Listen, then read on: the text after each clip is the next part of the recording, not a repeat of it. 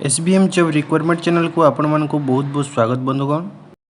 तो देखो Odisha staff selection commission through आज गोटे नुआ अपडेट आसी जोटा कि एग्जाम रिलेटेड अपडेट।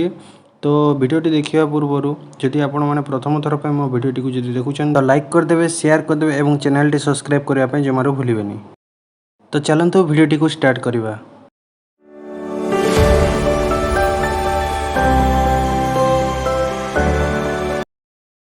तो देखो यहाँ आमर ऑफिशियल पेज ओएसएससी रो जोटा कि आमर अपडेट रही जोटा आज आसी 15 एप्रिल 2022 जोटा आसी download the admission letter of main written examination for the post of primary investigator 2021 will be held on 19/4/2022 19/4/2022 रे जो आमर primary investigator main written test हबाकू जाउची सेही विषय रे यार एडमिशन लेटर टी आसी जोटा कि आमर एडमिट कार्ड टी आसी आपण माने एहाकू आपण माने देखि पारथुवे तळे गोटे ब्लैक कलर गोटे बॉक्स अछि सेइथरे आपण जे click here to download the admission letter सेटे अछि सेटे क्लिक करी आपण आपण मानकर एडमिशन लेटर डाउनलोड करि परिबे।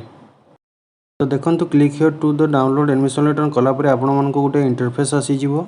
एमती गोटे इंटरफेस आसी साला परे आपण user name mobile number email देई आपण लॉगिन करि परिबे। नचेत आपणकर लॉगिन यूजिंग ओटीपी करी मोबाइल नंबर देई लॉगिन यूजिंग ओटीपी देई पासवर्ड देई आपण कैप्चा कोड देई मध्य लॉगिन करि परिबे। जदि आपणकर पासवर्ड मन नै ताहले फॉरगेट पासवर्ड देई मध्य एहाकू लॉगिन करि परिबे। तो देखो लॉगिन कर सारे पर आपण मानकर एडमिशन लेटर टी आपण माने डाउनलोड करि परिबे।